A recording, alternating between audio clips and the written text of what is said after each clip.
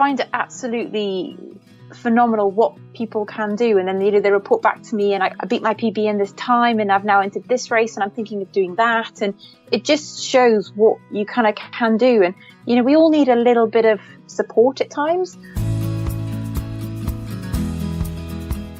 This is the Adventure Sports Podcast, where we talk to athletes, adventurers, and business owners from around the world of adventure sports. Whether you're climbing Mount Everest, starting a bike shop, or getting up off your couch to take your kids hiking for the first time, we want you to have the motivation and inspiration you need to chase that next adventure. The Adventure Sports Podcast is brought to you by Camp Crate, the leaders in fully planned self-guided backpacking adventures, as well as backpacking gear rental. You can check them out at campcrate.net. Before I knew better, I used to carry cans of food into the backcountry like a doofus.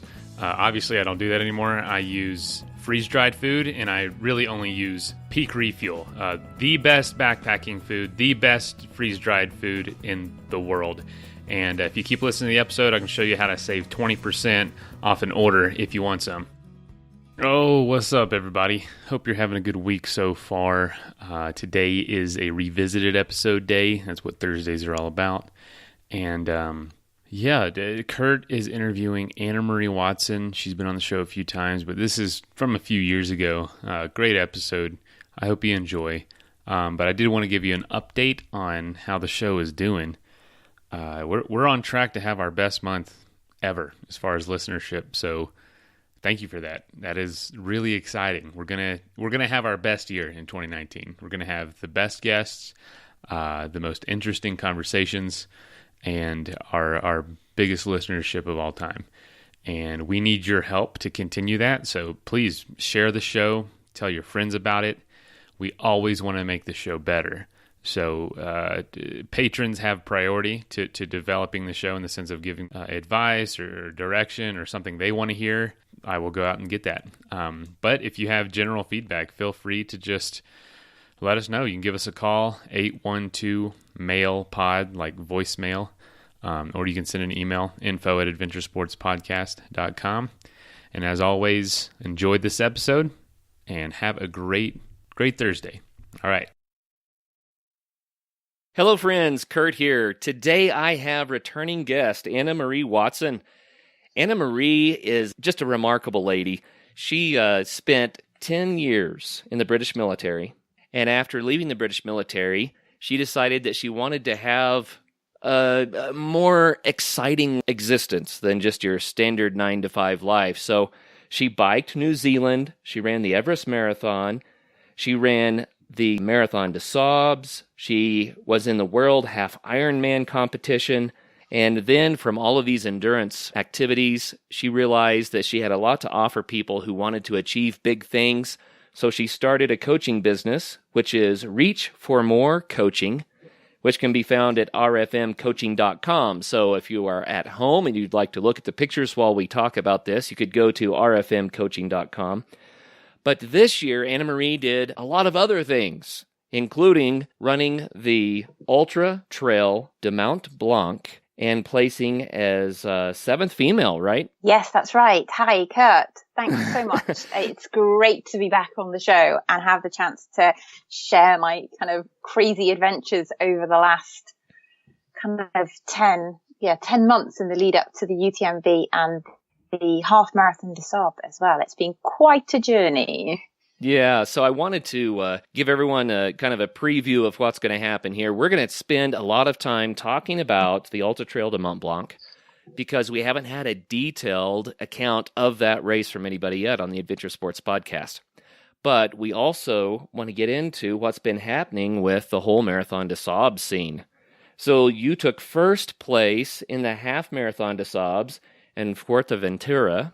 That wasn't even a thing until this year, right? No, it's a brand new sparkling event on the ultra running scene, which is really exciting.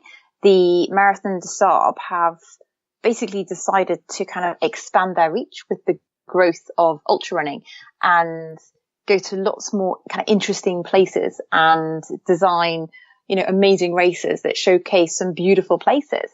there's actually another event, which is starting today, the 27th of November in Peru, which is another Marathon de Sables. It's the same distance as the one in Morocco. So it's the same format, 250 kilometers, 6 stages over 7 days.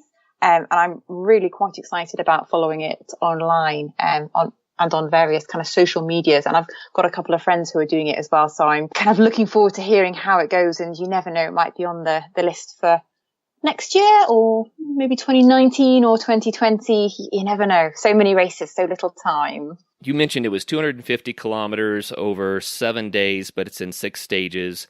And the way that translates to English is more or less, you run about a marathon a day for 5 days and a double marathon 1 day. And that's how they get to 250 kilometers. And you're self-supported. And the thing is, with those distances, that can kind of seem quite daunting, which is why they've also decided to introduce this half version, which was the one I was lucky to be invited to go out and take part in Fuerteventura.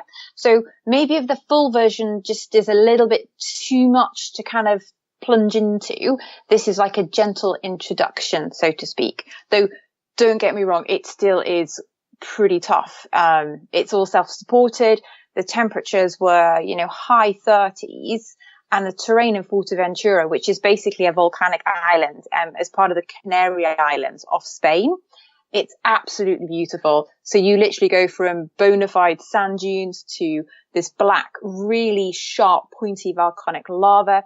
There's some stunning routes. They took us along by the sea. So you've got that contrast of kind of the desert reaching the sea, which is quite unusual.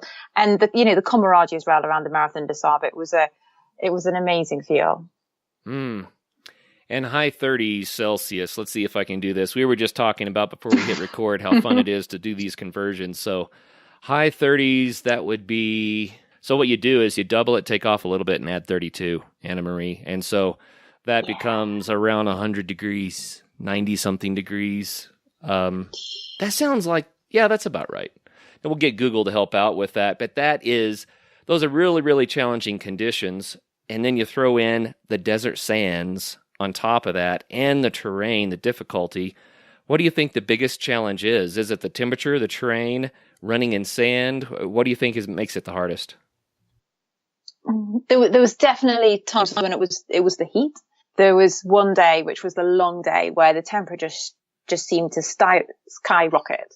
And the route that they took was through this valley where there was absolutely no breeze at all. So the air was just hanging there. And it felt as if you were wading through treacle. And I remember the route went underneath the road. There was like a culvert that you had to go through. And there was one of the runners who had been ahead of me. He was sat down by the side. And I was, are you okay? And, he was a Spanish guy. He spoke to me in English. And I was, a bit concerned just to make sure that he had everything he needed. And he was like, no, it's too hot. It's too hot for running. And it's okay. So there's a local guy from the island saying that it's too hot for running. It's definitely too hot for running. Yeah, I get it. So 30 becomes 86. So 30s is 90-ish, and that's plenty hot. It can be even hotter than that in the Morocco version, right? It can, yes. It can climb to the mid 40s. Has it been 50s? I'm not sure. Yeah, it is. It's try to acclimatize as much as possible. And I do seem to be able to cope with the heat relatively well compared to others. I don't know whether this links back to the fact that I lived in the Middle East for a period of time a few years ago. And even now I love going to Bikram yoga. And I find that really supports my training from an endurance and strength perspective.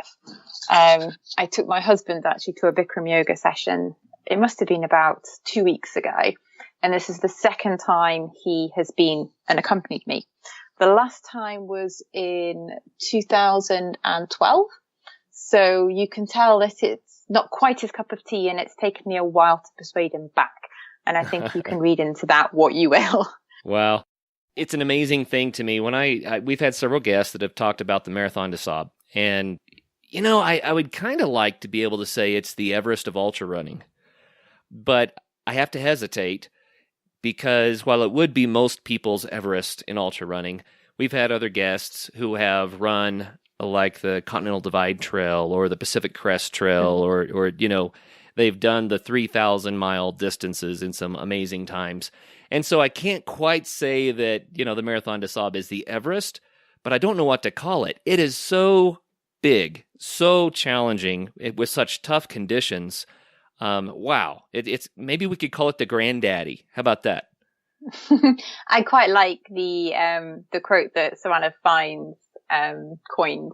He did the event back in 2015 as well, and he's an absolutely notorious explorer, and he called it more hellish than hell, which I thought was quite funny. And I was reading his book Heat, and he was asked by a reporter what was his favorite part of the race, and he basically said the finish line. It meant that I could turn and give 2 fingers to the camels. So just to put that in context, they have basically a couple of camels sweeping the race. So if you get caught by the camels, then you're pretty much, it's a little bit dodgy. You might be getting timed out. So you want to be keeping ahead of the camels. And there are some people who literally call themselves the Camel Club, and they will just be in front of the camels the entire way. Oh, that's funny. And the camels make such funny noises, and they don't have any trouble going those distances on that sand. So, they just want to laugh at you, right? That's horrible. I have never heard that the camels were pursuing everyone. That adds a different angle on the whole thing. Yeah. Congratulations on the half Marathon des Sables, first place female. That is awesome. Yeah, it was, I have to admit, half Marathon des Sables. I know we've delved kind of straight into chatting about it. It was never my priority for this season. I was lucky to be invited by WAA, who are a French endurance company who've been supporting me for the last couple of years. WAA stands for What an Adventure. So it does align quite nicely with, my ethos and philosophy about life and work and everything in general. So they were the main partner with MDS, and they produced an amazing kit that is basically prototyped for the Marathon des Sables. So they invited some of the WAR athletes out from all over the world. So we had a team, and there was people from Singapore, Hong Kong, which was great to be a part of that experience as well. Though it all was a little bit last minute, and I'm kind of coining this because it basically came 3 weeks after the UTMB, which we'll clearly get on to talking about in a minute. And for me to have 2 races that close together, it probably wasn't the most sensible decision I've ever made. Though sometimes you kind of have to take your sensible head off and just kind of have a go. So I didn't know how I was going to fare at all. From finishing the UTMB, which was the beginning of September, to the half Marathon des Sables, which was kind of towards the end, I had literally run 10 kilometers, wow. Which is what, 6 miles? So I for the first week after the UTMB, I couldn't even look at my trainers. Just, just going for a walk was, beyond, and I basically ate everything that in sight. And then also carrying the weight for the half Marathon des Sables, even that, because you are self-sufficient, you're having to carry your food. So my pack was, was it 6.5? It was the minimum that it could be. I very much go super light with everything. And I'd gone to the stage of, taking all my food out of its original packaging. And like my Cliff Bars, for example, I'd wrapped in cling film. My Rehigh rations I kind of put into other bags because it makes it pack easier, and actually that's slightly lighter. So I wasn't quite sure how my body was going to react, A, running, but then B, running with my rucksack. So very much I was on the start line on the first day, which is absolutely beautiful. We were on this beach, and it was right. Okay, how are the legs going to cope? And the route as well. You don't know what the route is. You get given the route card basically at the beginning of the day. And I remember looking at the route card and going, oh, Patrick Bauer, who's basically the guy who created the concept of the Marathon des Sables, back in the 70s. And, he's very much still involved in the organization now. And he's renowned for being a little bit, I don't know, cheeky, a little bit sneaky in his route design. He definitely wants to test the competitors, shall we say. So looking at the route, I was just like, okay, so within the first 2 kilometers, first mile, it's uphill, and it's uphill for, 2-3 miles. Okay, let's see how it goes. But luckily my legs, they seem to shake off. They seem to wake up. I got back into a stride of things, and yeah, that's just kind of plodded on, really. Yeah. Well, that's cool. And I've often wondered that too. When you do a bigger event, then how much recovery do you need before you can do another big event? And I think that so many ultra runners have proven that our bodies just adapt to what we force them to do. Whether that's good or not, it's amazing what the human body is capable of, which you have proven by doing the events that you've done. It's just mind-blowing to me. So, why don't we talk just briefly about getting into ultra running for those that are like, I might be interested in that. And then we'll dive into your wonderful story about the Ultra Trail de Mont Blanc. So for starters, if someone wants to get into distance running, how should they do that? Oh, that's a good question. And I'm sure that everybody would have like a different answer. I would recommend, maybe going in, if you're doing like a half marathon, a marathon, and kind of building into it. For me, my first 50K was the Dead Sea Ultra in Jordan. It was all downhill, and I picked that one specifically. I knew I could do a marathon, and I reckoned that I could then do the extra little bit to get to 50K because it was all downhill, even if I had to kind of like roll and walk. So it is kind of a mindset thing. And I think in recent years, because more and more people are going long, there's a lot more races out there that are ultras, and there is such a wide variety as well. I know that some people seem to do 50, 100 Ks around a 400 or 800 meter track, which just sounds horrific. Ugh. Or on like a kilometer course, which that's a massive mental challenge, and, hats off if that's your thing. Then, you can get some more kind of trail-based road-based ones, or then you kind of go extreme environments, be it mountains, jungles, deserts, or whatever. So just kind of pick an environment or pick a race or something that kind of interests you. If, I love running on my own. I can be quite antisocial, so I'm kind of quite happy just going off and doing it. But if you're someone who wants to kind of do it more kind of part of a group, then, hunt out a running club or kind of go to like a smaller low key one. And there's, there's such a range out there. The UTMB is absolutely massive. There was over 2,500 people stood on the start line, which in itself is quite overwhelming.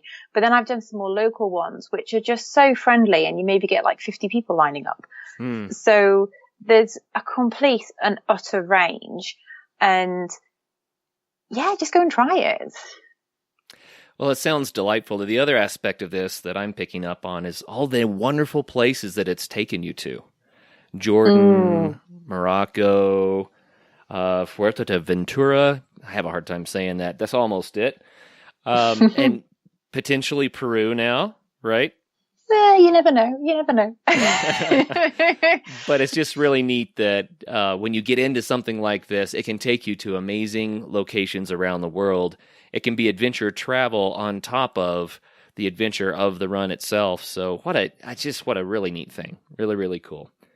And that's what I try and encourage people to kind of think about is, okay, so, where is maybe somewhere in the world that you've always wanted to go to? And, there's a lot of companies out there that do offer it as a package. So then if you're on your own and you may be a little bit kind of concerned about traveling, you can go as a group. And actually the traveling as that group, you get to know people so well when you're kind of living and racing together for like a week. And it can be kind of quite, if you've not kind of camped before, it's all a little bit different. It's all a bit new, but people are so willing to kind of provide support, and share. One of the guys, who came over from one of the guys came over from Hong Kong and one of the girls came over from Singapore. They'd never done a multi-day before. And we had a Facebook group set up before we went within WIA, and we were giving them advice about, what kit to get, what training to do. So, people are always on hand to give advice. And, if any of your listeners want to kind of get in touch, I'm always kind of happy to share my experiences. Though, everyone is very different. I always caveat what I say, just because this has worked for me doesn't mean that it's necessarily kind of going to work for you. It's about a journey. It's about kind of discovering yourself, and it goes into kind of, what nutrition what's your training load like, and, kind of coming back to the training, for example, and in a way that links to kind of doing your first ultra. Sometimes people, when I talk to them about how much running I do within my training program, it's actually quite, small. The volume is quite low. I do quite a lot of cycling and swimming and yoga, whereas some other runners will literally run 6 or 7 days a week. Though if I did that, my body would just complain. And I find that cross training is a lot gentler on my body. Interesting. Well, I left off the list when we were listing places, Nepal. You did the marathon, the Everest Marathon, I guess. So describe this event to us. Oh, it's absolutely, absolutely stunning. I went with my father. He's a runner. He's always kind of been into running, and I partly blame my passion on him, shall we say. He was an absolute phenomenal fell runner, and also on the road we did the London Marathon and sneaked in under 3 hours, which is always a respectable time for a marathon runner. And we both went and did the Everest Marathon in 2007. And it involves quite a bit of trekking beforehand, so you can acclimatize. Because when you start up at Everest Base Camp, you're basically at just over 5,000 meters. I'm sure you can do the math in feet. And starting at that altitude, you have to have spent time to get used to it. So what they do is you actually walk the route, and then you basically run it. And I just remember going down these massive, big glacial valleys completely on my own. And it's just the size of the mountains over there. If you've not been to Nepal, it's just something else. I don't know, I just feel kind of almost so significant and so small. And it just puts everything into kind of perspective. There's a few events in Nepal actually now, and one of my friends has just gone and done one with a company called Impact Marathons, and they kind of link racers to doing some work with local communities as well, which I think is a really interesting crossover. When you can go and can travel, you can see different parts of the world. You can also help a local community by giving your time, and then you can go and do a race as well. So I do find it quite interesting the way that companies are kind of bringing all of this together to provide different opportunities and challenges for people. So you were starting there around 16,000 feet. That is up there. 16,000. Yeah, it was so cold as well. I remember I actually started running in my down jacket, which because it was still dark. It was absolutely freezing. And I was just like, I'm not taking my down jacket off. It's this big kind of heavyweight puffer jacket. And it was still dark. And I can remember the sun kind of just coming up. And the first bit of the route is over this boulder field. So you're running in inverted commas, picking your way through it. And then once you get kind of down a little bit, though you kind of may think, oh, so you're starting at, Everest Base Camp and you finish at Namche Bazaar. It must be all downhill. It's like, no. There's a few lumps, shall we say, and Sonasa Hill will be forever ingrained on my mind for just being, lead legs. And because you're so high up as well, you're trying to gasp for breath and just, there's nothing there. But finishing that finish line, you kind of see all the blue tin roofs of Namche kind of come into view. And then the last section is actually a bit of an out and back, probably for about 4 miles. So what that means is when you're kind of going out, you see everyone who you've basically spent 2 weeks trekking with, and everyone is just kind of cheering each other along and giving each other a little bit of support. And then at the end, the kind of the celebration party as well. There was definitely a few beers over an odd game of pool, with a bit of music and a bit of dancing, which was always good fun. What amazing life experiences. Isn't that really cool? It's not just about the distances you're putting in. It's about the people you meet along the way, the places that you go. And I love the aspect that you brought up that organizations now are starting to do humanitarian type projects as a part of these races. I think that is a brilliant idea. Very, very cool. Yeah, no, I was following one of my friends, King Ingleby, on Twitter and Instagram, and there was pictures of her doing some rebuilding, because clearly after the earthquake, Nepal is still in desperate need of support, and it really needs visitors as well. The tourist industry is absolutely key for it from an economic perspective. And there are some amazing trail races. There's one on my radar at the moment, I have to admit, which is the Mustang Trail Race, which is up in the northwest of Nepal. It's a little bit off the beaten track. I mean, people have generally heard of, the Annapurna circuit in the Everest region, but right. Mustang is still that little bit of a secret place. So I shouldn't really be talking about it. No one heard that. Keep it secret.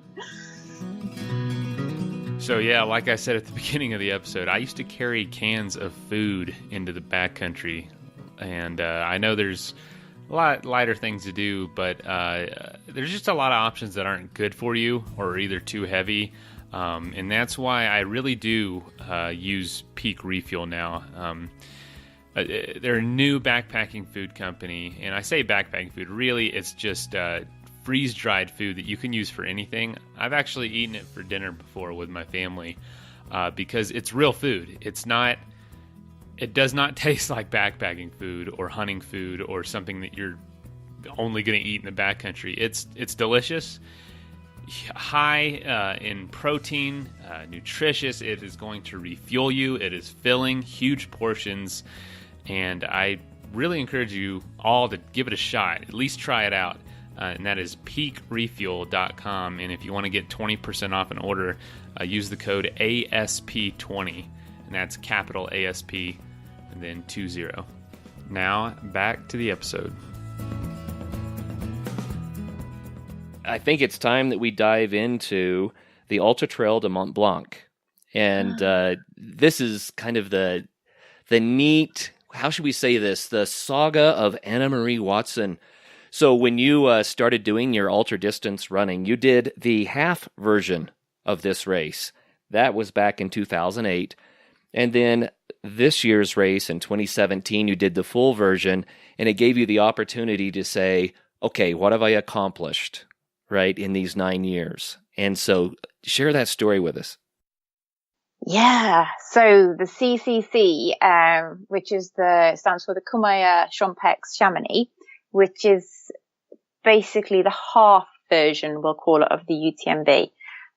So just, sorry, to give your kind of listeners some context. So the UTMB, it first started in 2003, and that was the main race, the UTMB, and there was about 700 people who did it.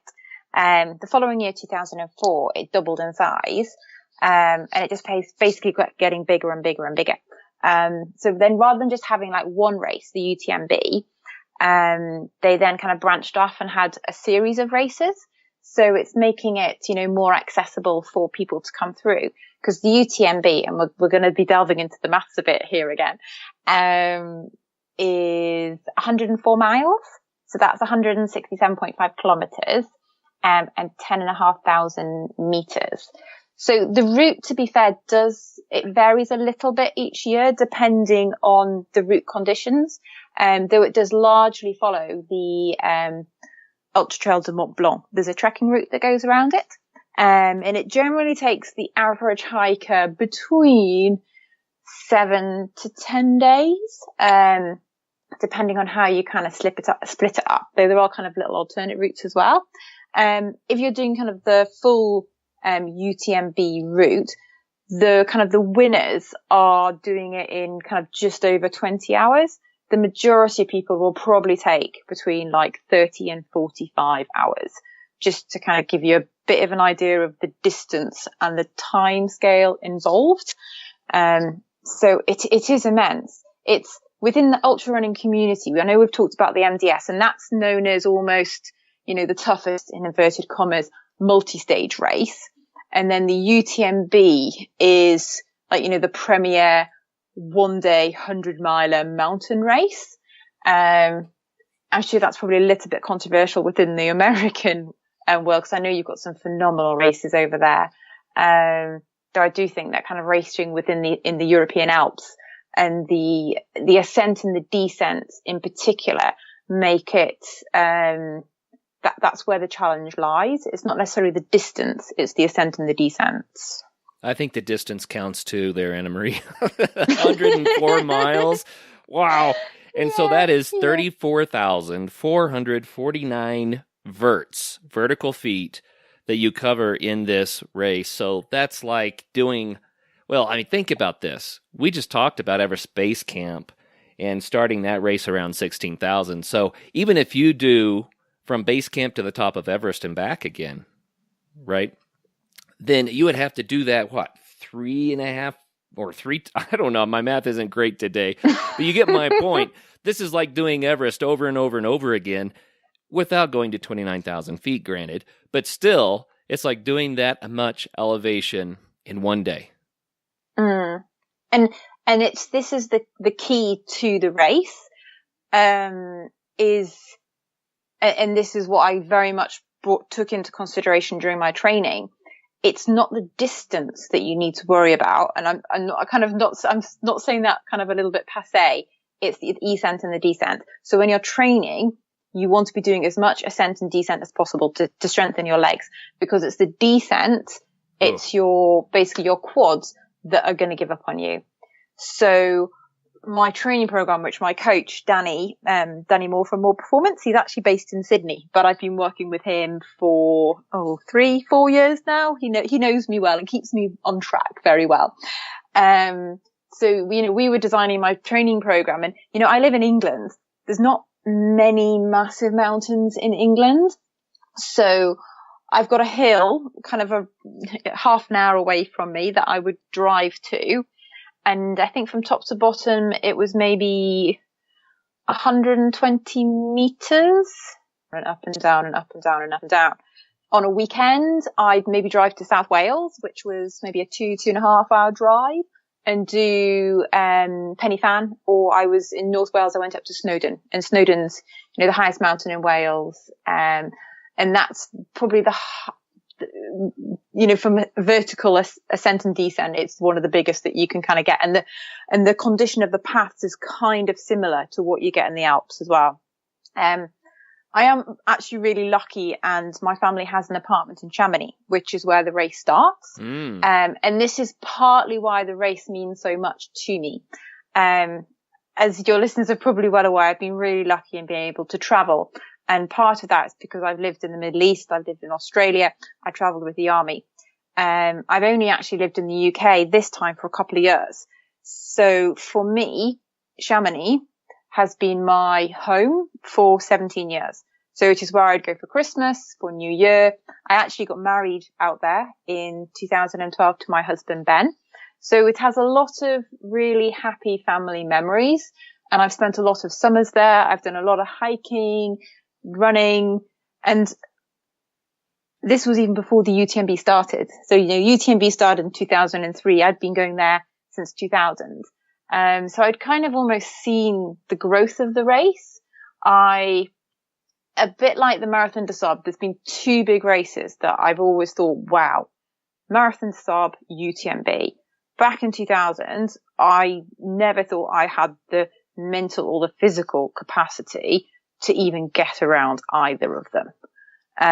So it has been a really, really, really long journey kind of leading up to the event. And in my build-up training for this, just bringing it back, to my preparation for the race, I was lucky to be able to fly out for a weekend, and do parts of the route, which I think if you want to do well on a race, it's really important to go and recce it, to get to know the trail, to get to know some of the ascents and the descents, and just to kind of get a feel of the lay of the land. Physically, yes, you're doing some amazing training, but mentally as well, it really helps with the visualization of the race. And I remember when I was actually racing, there was one section that I'd done hill reps on. I must have gone up and down that hill 7 times. So I knew it. And that in a way gives me a bit of a confidence. It gives me a bit of a lift, bit of a buzz that, I know this, right? Let's just kind of almost switch into automatic mode and just go for it. I've noticed that when I have a long drive to make, the first time I make it, it's very long. But if you do it 4 or 5 times, then over time it seems quicker and quicker and quicker because it's so familiar. And so when you go back to the trail that you know really well, it probably doesn't feel quite so daunting, right? It's like, I can do this, right? Yeah, and I know that corner, and I know that tree, and I know there's a building coming up, and actually it's only going to take me about half an hour to get down to the next checkpoint, which I know where the checkpoint is, and my support team is going to be waiting there for me. Brilliant! I can get a hot drink, and then off we go again. Well, you ran the half version of the Ultra Trail de Mont Blanc back in 2008, and this was more when you were kind of testing the waters as an ultra runner. I think running is almost a bit generous. I kind of limped, struggled, crawled, got around. Well, it's a beautiful benchmark because we can compare that to your performance this year, but tell us about 2008 first. So 2008, again, I was stood on the start line with my dad, which was another, great experience to be able to share it with him. It was, so Everest had been 2007, and then the CCC was the summer after. Though his fitness for the CCC just wasn't where it had been for the Everest Marathon.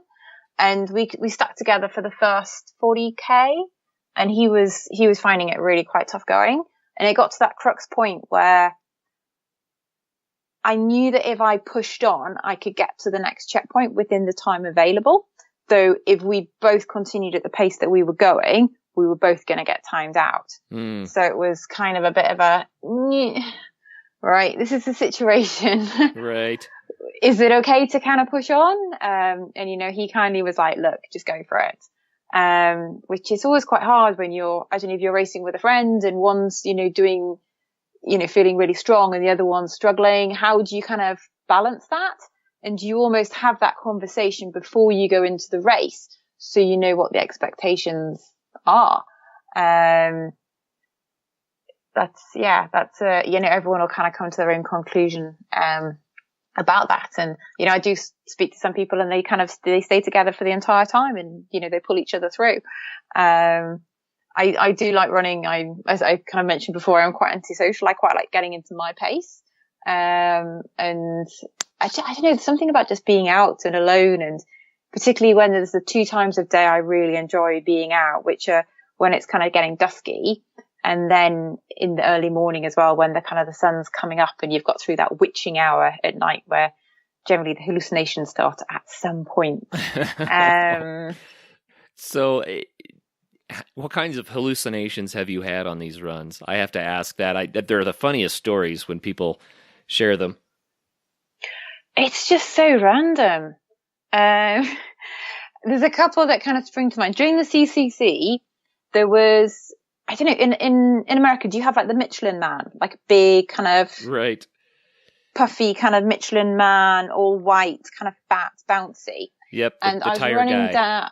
Yeah. So I was running down the hill, and I swear there was just like a crowd of them, and they kept like the trees like bend over, and they were kind of like bending over and trying to grab me. That was a bit random. Yeah. And then I had another one where I was doing an event in the UK, a ultra along the Jurassic Coast, which is in South England. It's the equivalent of 3 marathons back to back. And I must have been in about the last half an hour, and I was running with this guy actually. And I was kind of just beginning to really quite lose it. And I was like, are there hyenas running along the beach behind us? He's like, no. I was like, are you sure? I'm sure they're just kind of keeping a pace with us, and I can see their kind of tongues lolling. Like, no, just keep running. I'm like, okay, yeah. Wow. So do the hallucinations stop when the sun comes up and you get that burst of the new day, that new energy that comes with the sun? Do the hallucinations go away then? Yes. Yes, they do. I've not had them. It's only been at night. The reason I'm asking is I don't know that it's exhaustion that causes that so much as running in your sleep because you've been at it all night long. And it's like the mind goes into the dream world. And I've had that happen to me when I'm sleep deprived. I know exactly what it's like. It's the most bizarre feeling. And I wasn't doing any running. It was just sleep deprivation, right? So I wonder if in these events, it really is just being so tired that your body is kind of halfway in sleep mode. It is. It's like, I don't know, maybe some strange kind of interplay between the conscious and the unconscious, and how it's drawing on certain memories and the visualization of the shapes of things, what they trigger inside. What a strange place to go to. I think we got completely off track there, Anna Marie, because I just think it's so fascinating how that happens. But that said, you finished the 2008 half Ultra Trail de Mont Blanc as 124th female. And like you already mentioned, you felt like you were just barely keeping ahead of the clock, where they were going to say, "Oh, time's up. You got to stop." Right? Oh, it was literally every single checkpoint. I was just literally, they were closing the checkpoint behind me. And it was just a case of, right, just keep going. And I remember kind of coming, there's the last bit where you basically do this big traverse along this beautiful balcony. And it was, the weather was absolutely stunning.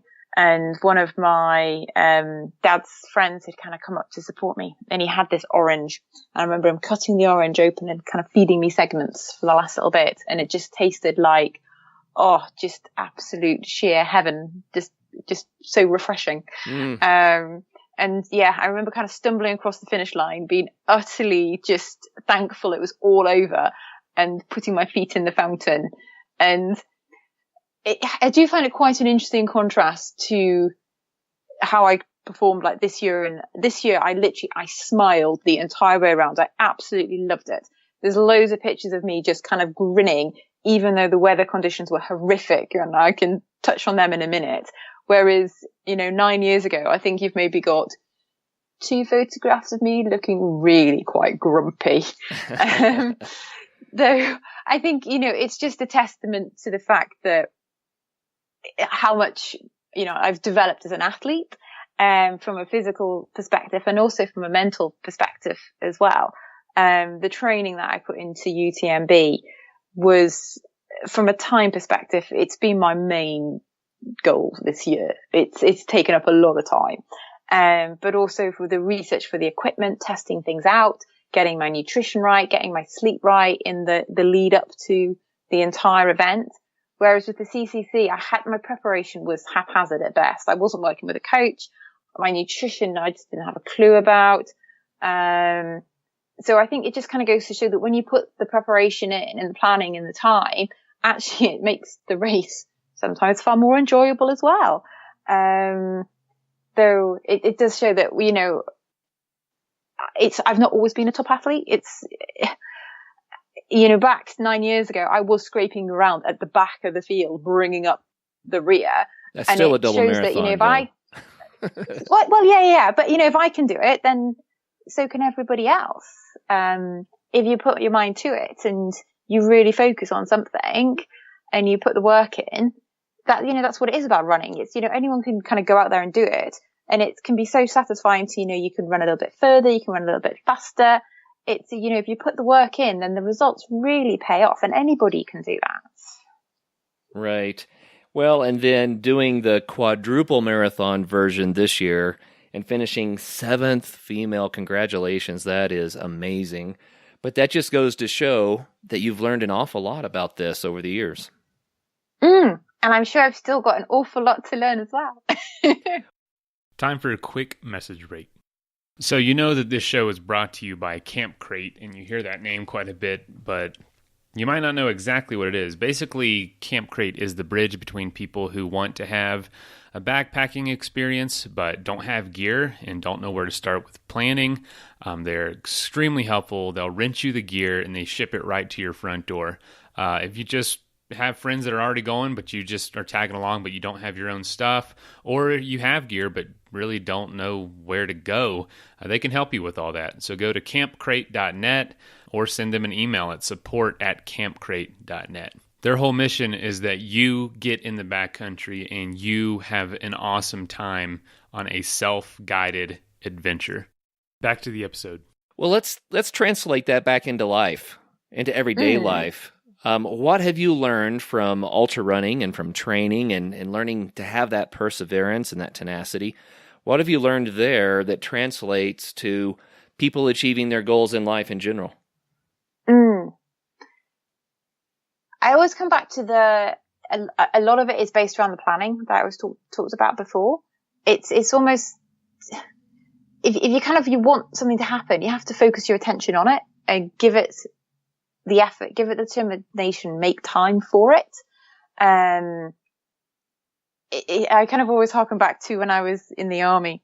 My colour sergeant always had the kind of the 7 P's, which is, prior preparation and planning prevents poor performance. So it's about what can you do before the race?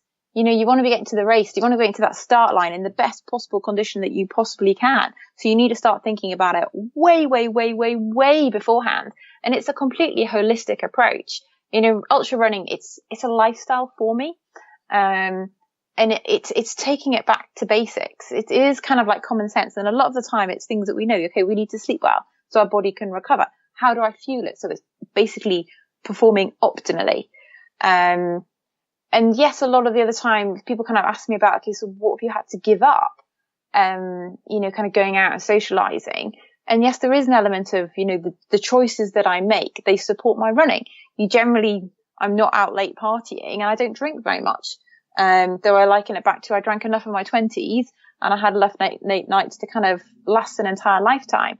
Though I kind of find that, my friendship group shifts a little bit as well. A lot of people that I'm now friends with, they're, within the ultra running adventure community as well. And we all have kind of shared interests. So it's almost what path does your life take?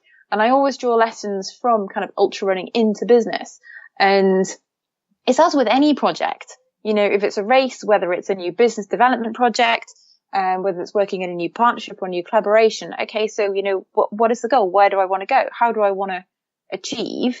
What planning and preparation do I need to do? And it's having that mindset and the confidence as well, but often also the courage. It's the courage to kind of show up, and be on that start line. And, linking it back to the UTMB, there was 2,537 people had the courage to stand on that start line. They'd done the preparation, and it's not easy to qualify just to get there.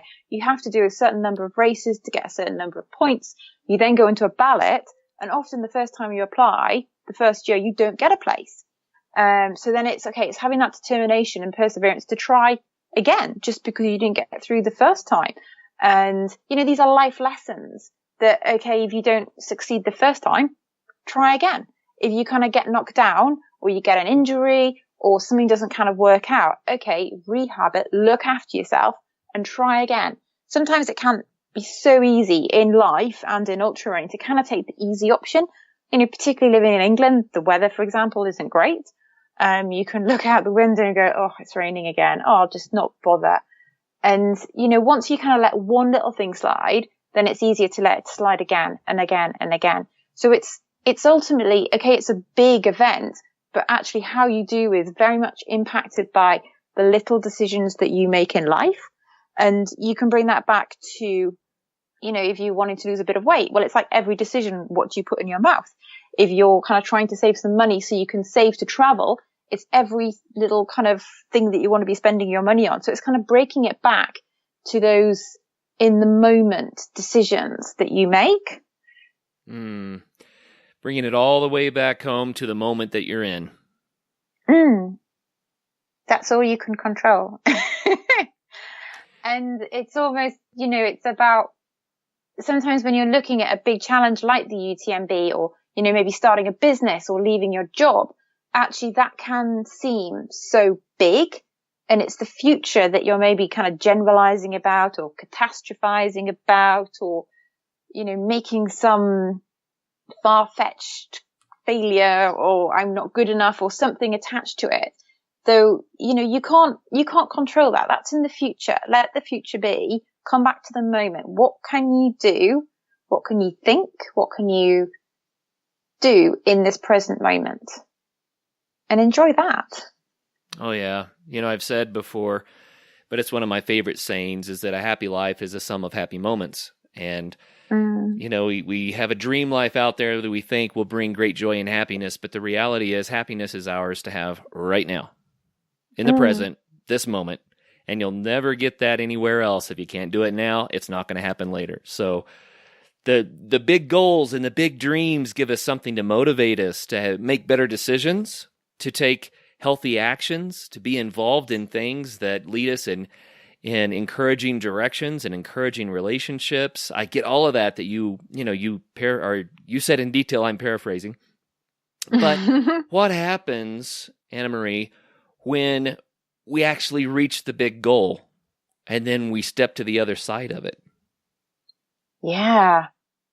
And it's almost a step to the other side. I think, as you know, for me, it just seems more, I know it's been like a bit of a hole almost.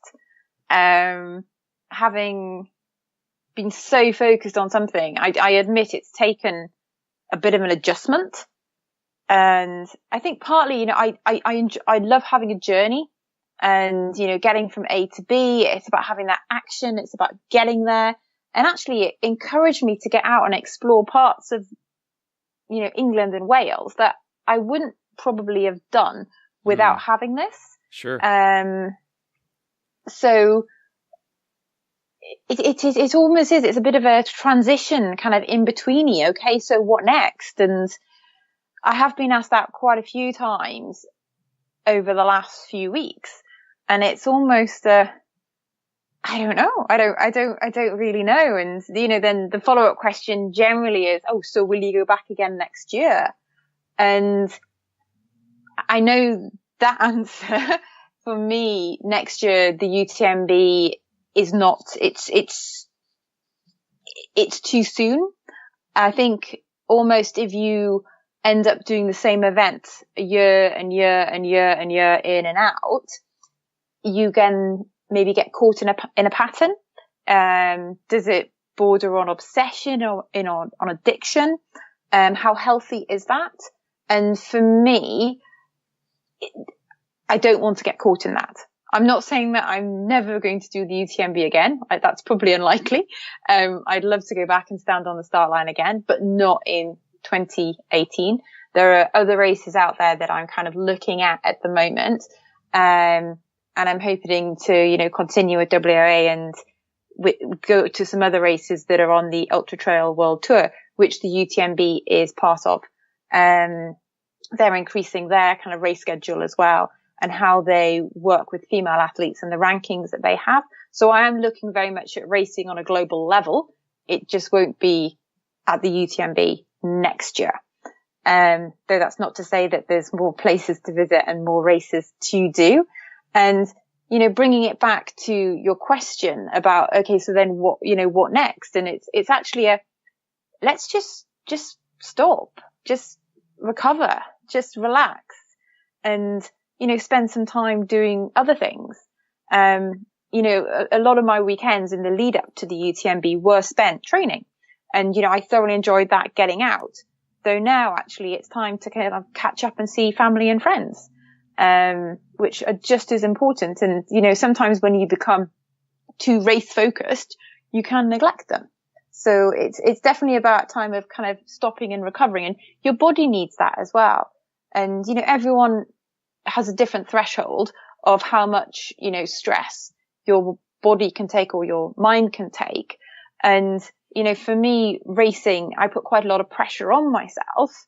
So actually just being able to take my foot off the gas, just kind of relax, just rest. I'm not training quite so much. There's a bit more time in the day. I can kind of focus on some creative work projects, which is just, it's a different, kind of a different balance, which I think is healthy. Yeah, I get that. And, in your coaching business, when you're helping people to achieve their big dream goals, it's important to be able to tie that part back in too. Is like, well, you don't want to sacrifice everything that matters in life to accomplish one thing, right? And when you do accomplish your big goal, then take the time to celebrate it a little bit, enjoy life, and then plan your next big thing, right? And that is so true. Like the celebration piece is essential. So often we do just kind of roll on to the next thing and the next thing and the next thing, and you don't appreciate that moment. And you know, for me, after the race, my husband and I, we went to the Champagne region in France for a few days. And clearly the Champagne region is known for its champagne. And I like champagne. So we had a good few days tasting champagne there, which was absolutely fabulous. And, you know, bringing it back to working with my clients, when I'm in conversations with them and supporting their, you know, aspirations and their dreams, it is very much, you know, well, how did you celebrate? What did you do? When did you make time for this? Who did you celebrate with? And it's almost indicative of the culture that we live in.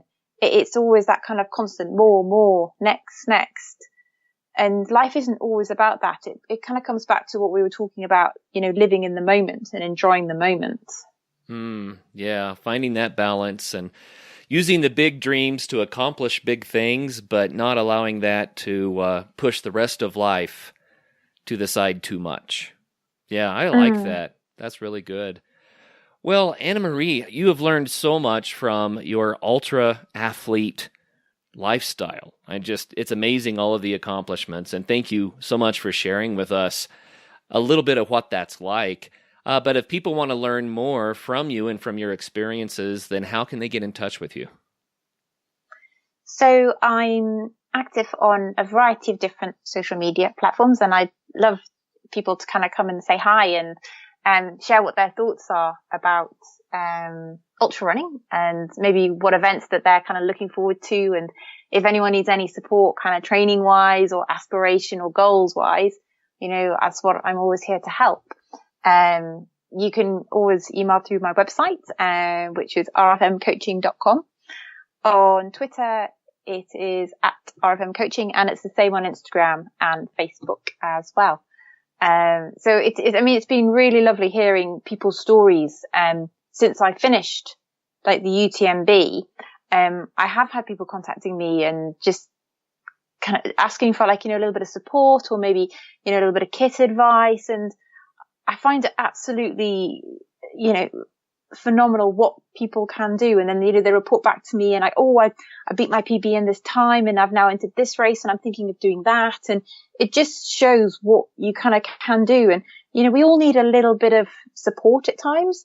I very much, you know, my husband, Ben, is behind me all the way. I've got a coach, from a training perspective, but also from a kind of a business perspective. And we don't have to do everything life on our own. And sometimes it can be a little bit daunting and scary to kind of ask for help.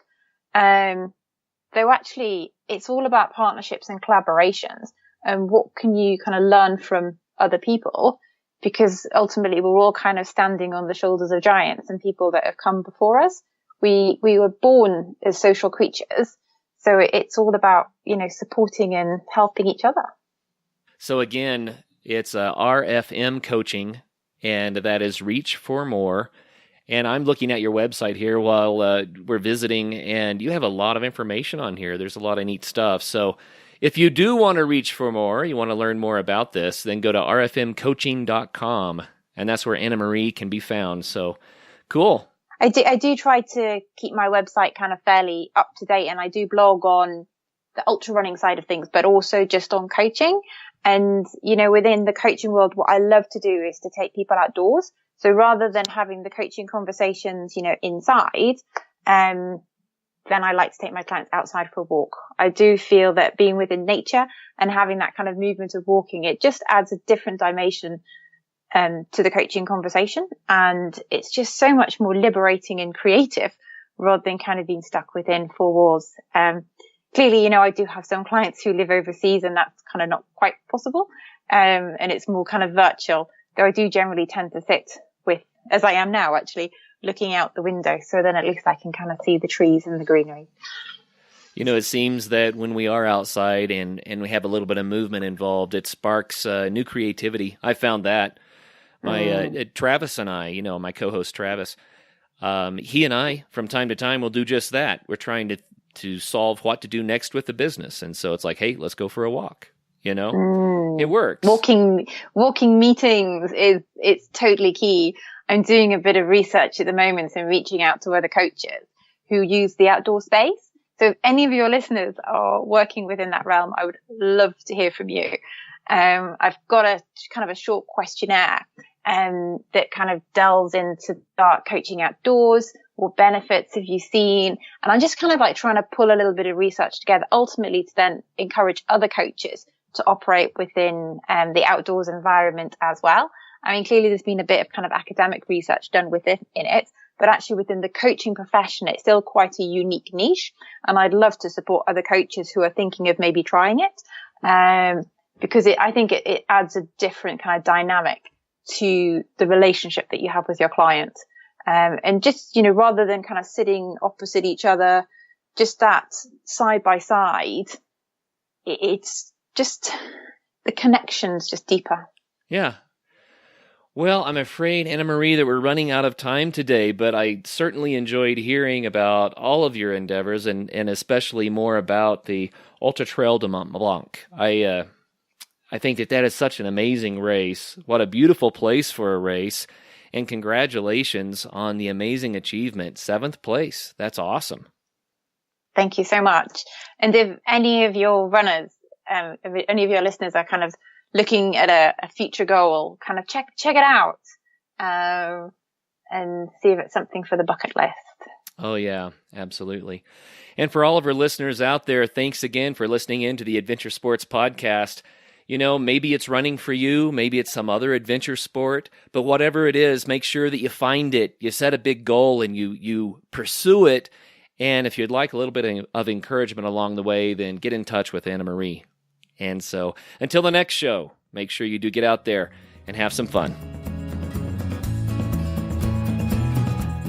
Hey, thank you so much for listening. If you know somebody that would make a good guest on the show, or if you have a pretty cool story about the outdoors or adventure sports that you want to tell us, please call us and leave a voicemail at 812-MAIL-POD. That is 812-624-5763. You can also send us an email at info@adventuresportspodcast.com. Again, it is always helpful to leave us a review on iTunes. And if you'd like to be a supporter of the show, you can give $5 a month at patreon.com/adventuresportspodcast. And links for all that stuff is also in the show notes. So thanks again for listening. And y'all get out there and do something so you can be on the show one day. All right, later.